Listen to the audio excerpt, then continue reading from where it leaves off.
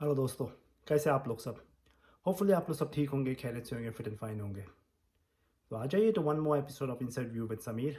और आज तो एलिमिनेटर था। लखनऊ सुपर जायंट्स और मुंबई इंडियंस ने तो लखनऊ सुपर जायंट्स को डिमोलिश कर दिया। गेम से आने से पहले मैं कुछ नवीन उल हक की बातें करना चाहूँगा। ये साहब अफ़गानिस्तान के प्लेयर है जो लखनऊ सुपर जायंट्स के लिए खेलते हैं, और विराट कोहली के साथ सबको पता है इनका इनका फील्ड पे कुछ तू मैं हो गई थी। दोनों में काफ़ी एक काइंड ऑफ झगड़ा बोल सकते हैं फील्ड पे हो गया था। जिसके बाद गेम के बाद गौतम गंभीर भी आ गए थे नवीन उल हक की तरफ से, और विराट कोहली के साथ में काफ़ी कुछ हुआ था फील्ड पे जो ज़रा भी अच्छा नहीं लगा था। मैं अपने वीडियोस में भी बोला था कि विराट कोहली की भी एंड से, और गंभीर और नवीन उल हक लखनऊ सुपर जायंट्स की भी एंड से ये अच्छा नहीं लग रहा था। गेम उस चीज़ को वहाँ ख़त्म हो जाना चाहिए था। लेकिन उसके बाद नवीन उल हक ने जब भी आरसीबी हारता था मैच, तो ये इस तरह का वो ट्वीट्स डालते थे। और जब भी विराट कोहली फेल होते थे तो फिर वापस वैसे ही ट्वीट्स डालते थे। और जब आरसीबी नॉकड आउट हो गया आईपीएल से, तो उन्होंने हद कर दी। एक एंकर की उन्होंने इमेज डाली जो जो एक कार्टूनाइज्ड इमेज थी। और वो एंकर बस हंसते जा रहा है, हंसते जा रहा है, हंसते जा रहा है। सबको पता है ये निशाना वो किधर किधर किधर किधर की तरफ था। ये सब वो विराट कोहली को ही दिखाने के लिए कर रहे थे। जो फील्ड पे हुआ उसे फील्ड पे रह जाना चाहिए था, लेकिन नबील उल हक ने इसे इसे सोशल मीडिया पे ले आया। यही नहीं रुका, लखनऊ सुपर जायंट्स ने भी विराट कोहली के अगेंस्ट ट्वीट किया। जब उन्होंने सेंचुरी मार दी तो उनकी बहुत तारीफ हो रही थी, क्योंकि उन्हें पता था कि वो अगर आरसीबी जीतता तो वो उनके साथ एलिमिनेटर खेलते। लेकिन जब आरसीबी हार गया तो उसके उसके बाद उन्होंने एक सरकास्टिक ट्वीट डाला, take it, leave it, see you next season, kind of this. आज क्या हुआ? वो कहते हैं ना, कर्मा बाइट्स बैक। आज उस दिन विराट ने सेंचुरी मारी थी। आरसीबी हारा, बट लड़ते लड़ते हारा। आज नबील उल हक ने अच्छी गेंदबाजी की, 4 विकेट ली, लेकिन एंड क्या हुआ? 101, Lucknow Lucknow super giants all out in reply to Mumbai's 183। उधर कम से कम आरसीबी ने लड़ाई तो की थी। आखिरी आखिरी ओवर तक तो गेम गया था। यहाँ तो 101 ही मार पाए, और इतना तो स्कोर विराट कोहली ने नॉट आउट कर दिया था अपने आखिरी गेम में। 2 बैक-टू-बैक सेंचुरीज मारी थी। तो इसी वजह से जो भी फील्ड पे होता है उसे फील्ड पे ही रहने दो। आप नवीन उल हक, आप इसे सोशल मीडिया पे ला के उसको सेंसेशनलाइज मत करो। आपका पहला सीज़न ही है ये, और विराट कोहली ऐसे 15 सीज़न खेल चुका है। तो प्लीज़ आप अच्छे प्रोस्पेक्ट हो अफगानिस्तान के लिए, एक अच्छे बॉलर हो, आपकी बॉलिंग भी मुझे अच्छी लगती है। लेकिन अगर ये मैसेज आप तक जा रहा है तो please learn from this. Karma strikes back, and it did in the same way in this IPL. उधर विराट कोहली ने सेंचुरी मार के आरसीबी बाहर हुआ, और इधर नवीन उल हक ने 4 विकेट लिए, लेकिन फिर आज एलएसजी हार गया। तो गेम पे आते हैं। मुंबई इंडियंस ने तो डिमोलिश कर दिया। एक ही वर्ड है, मुंबई इंडियंस और चेन्नई सुपर किंग्स जब प्लेऑफ्स में आते हैं तो ये एक अलग ही बीस्ट हो जाते हैं। इन्हें हराना बहुत डिफ़िकल्ट होता है, और इसी वजह से इन दोनों ने काफ़ी आईपीएल जीते हैं, काफ़ी बार आईपीएल में फाइनल्स खेले एक दूसरे के साथ। मुंबई ने टॉस जीत के पहले बल्लेबाजी की, जो बहुत अच्छा डिसीजन था। और रोहित शर्मा और ईशान किशन में एक स्टेबल स्टार्ट दिया, लेकिन जब ऐसा लग रहा था कि पूरी गेम मुंबई इंडियंस लेके जा सकता है आगे, दोनों आउट हो गए। रोहित शर्मा नबील उल हक पे चार्ज करके ओवर द कवर्स मारने में आउट हो गए। ईशान किशन भी जल्दी ही फॉलो किया उन्हें।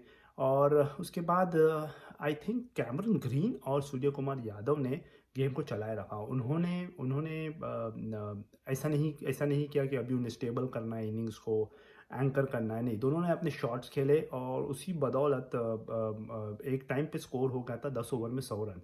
सूर्य कुमार यादव का तो वही है, 360 डिग्रीज शॉट्स खेले उन्होंने। उनके 2 पुल 6 खेले गए, और एक उनके ही शॉट्स वही डिस्क्राइब कर सकते हैं, kind of shot pull hook और पुल के बीच का जो शॉट खेलते हैं वो इस तरफ, वो बेहतरीन शॉट था उनका।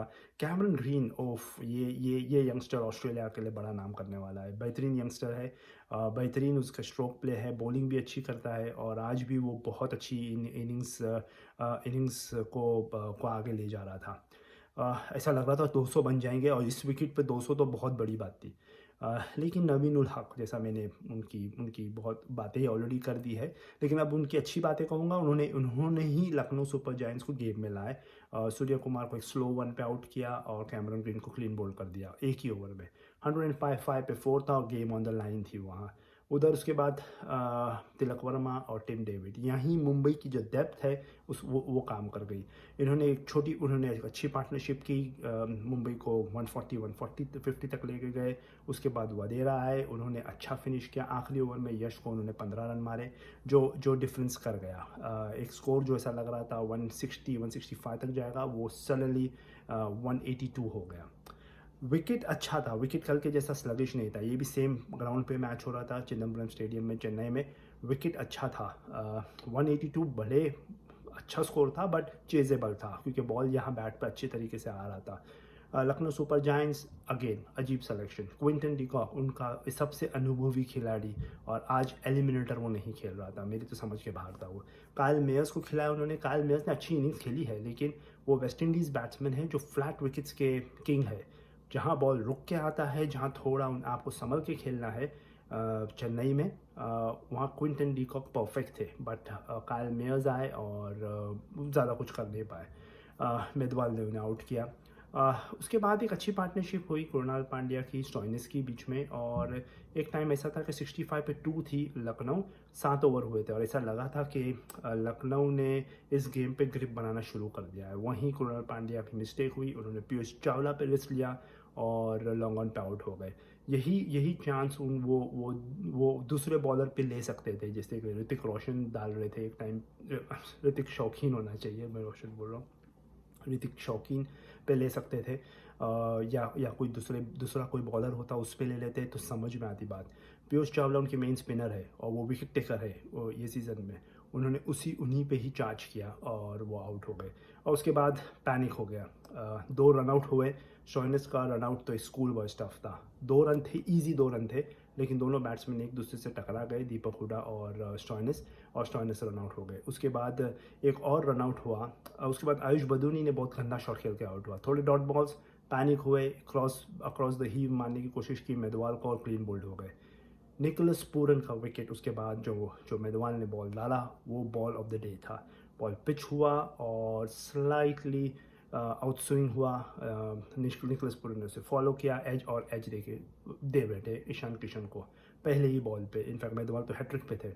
और उसके बाद लखनऊ तितर बितर हो गया। पैनिक मोड सेट हो गया जैसे ही निकोलस पूरन आउट हुए। स्टॉइनिस रन आउट हो गए। उसके बाद कृष्णप्पा गौतम का तो रन आउट बहुत हिलेरियस था। फील्डर उन्होंने कट करने की कोशिश की। फील्डर ने उसे फील्ड करके डाई मार के फील्ड की और बॉल रोहित शर्मा को कवर्स में पास ऑन किया, और कृष्णप्पा गौतम रन लेने के लिए भाग गया और रोहित शर्मा ने इजीली उन्हें रन आउट कर दिया डायरेक्ट हिट से। बहुत ही हिलेरियस था ऐसी सिचुएशन। ये दिखा था कि पैनिक हो गया, और जब ऐसा पैनिक होता है तो आपको एक अच्छा सीनियर बैट्समैन चाहिए, जो थिंग्स को जो ये प्रेशर सिचुएशन को संभाल सके। क्विंटन डिकॉक एक ऐसे प्लेयर थे। कल का गेम देख लिया आप तो आज ऋतुराज गायकवाड़ और कॉनवे ने जो पार्टनरशिप की थी स्टार्ट की, वो थिंग्स को स्टेबल रखे थे उन्होंने क्या रिस्क लिया, फोर्स मारे, लेकिन सिंगल डबल्स पे भी ध्यान दिया। पिच स्लगिश थी और उन्होंने एक अच्छी पार्टनरशिप की थी ओपनिंग। यही वो काम क्विंटन डिकॉक कर सकते थे लखनऊ सुपर जायंट्स के लिए, लेकिन उन्होंने खिलाया नहीं। वो डगआउट में हाथ पे हाथ डाल के बैठे हुए थे, देख सकते क्या चल रहा है। पैनिक सिचुएशन हो गया लखनऊ सुपर जायंट्स का, बहुत बुरी हालत दिखी उनकी, और एंड तो 101 पे ऑल आउट हो गए। 2 रन आउट, 2 सिली रन आउट। हाँ, आकाश मेदवाल उन्होंने बहुत अच्छी गेंदबाजी की। इनफैक्ट जैसे मैंने कहा, पूरन को जो बॉल डाला वो बॉल ऑफ द डे था। आयुष बदानी को उन्होंने प्रेशराइज किया वो शॉट खेलने के लिए, और स्टार्ट में काइल मेयर्स को भी आउट किया, और लास्ट में तो 2 टेल एंडर्स की विकेट थी। लेकिन जब उनका वो ओवर जहां उन्होंने आयुष बदुनी और निकोलस पूरन को आउट किया, वो टर्निंग पॉइंट था। वो निकोलस पूरन की विकेट स्पेशली, उन्होंने लखनऊ सुपर जायंट्स के लिए क्विक रन्स मारे हैं, बहुत मैचेस जीता है इस IPL में। उनका 0 पे आउट होना, that was the last nail in the coffin. Lucknow super giants में प्लेऑफ्स में आ गए। मैं तो उन्हें प्लेऑफ्स में भी नहीं गिन रहा था, लेकिन यहाँ कृणाल पांड्या की कैप्टनसी आखिरी स्टेजेस में जब राहुल इंजर्ड हो गए वो काम कर गई और वो प्लेऑफ्स में आ गए। बट मैं यहाँ से आगे उन्हें जाते नहीं देख रहा था। मुंबई इंडियंस एक अलग ही बीस्ट हो जाता है प्लेऑफ्स में आने के बाद। और अब मैं जहाँ से देख रहा हूँ ये है चेन्नई और मुंबई की फाइनल। गुजरात हार के जा रहा है एलिमिनेटर खेलने के लिए और क्वालीफायर टू खेलने के लिए गुजरात हार के जा रहा है और मुंबई जीत के जा रहा है। तो ये फ़र्क गिरेगा दोस्तों। और ये भी है कि last year Gujarat, Lucknow super giants, Rajasthan Royals और आरसीबी प्लेऑफ्स में आए थे और मुंबई और चेन्नई दोनों नहीं थे। लेकिन मुंबई और चेन्नई प्लेऑफ्स में जब आ जाते हैं तो दूसरी टीम के लिए जीतना बहुत मुश्किल हो जाता है। These two teams play the best in the playoffs और मैं यही दो टीम को फाइनल में आता देख रहा हूँ। तो मज़ेदार मैच था। एक lesson also for Naveel ul Haq. LSG का जो ट्विटर है वो अगर मेरी बात सुन रहे हैं तो नेक्स्ट टाइम प्लीज़ एक बड़े प्लेयर के लिए अगर आप ट्वीट कर रहे तो सोच समझ के करें। गौतम गंभीर, कोच का काम नहीं होता है फील्ड पर जाके प्लेयर्स के बीच में लड़ना। और नवीन उल हक, आप सोशल मीडिया से ज़रा दूर रहे और अपनी गेम पे कंसंट्रेट करें। आप अच्छे बॉलर बन सकते हैं लेकिन ये सब चीज़ें आपको पीछे ड्रैग करेगी। विराट कोहली ने आज तक कोई कमेंट नहीं किया उस इंस्टेंस पे और यही बड़े प्लेयर की निशानी होती है। They just forget it and move on. तो देखते हैं फिर अभी क्वालीफायर 2 में क्या होता है। मुंबई और गुजरात टाइटंस के बीच में मैं मुंबई को जीतता देख रहा हूँ। अगर आप गुजरात के सपोर्टर हैं तो प्लीज़ मेंशन करें मेरे कमेंट में। और जाने से पहले रिक्वेस्ट है, कमेंट करें, सब्सक्राइब करें, मेरे चैनल को लाइक शेयर करें, बेल आइकन को दबा के ऑल को क्लिक कर दें। इससे आपको मेरा सब्सक्रिप्शन भी कंप्लीट हो जाएगा और मेरे एपिसोड्स के नोटिफिकेशन भी मिल जाएंगे। तो आज के लिए इतना ही दोस्तों। मिलता हूँ मैं कल आपसे फिर से एक न्यू एपिसोड के साथ। तब तक आप अपना ध्यान रखें, मुझे इजाज़त दें। Good bye.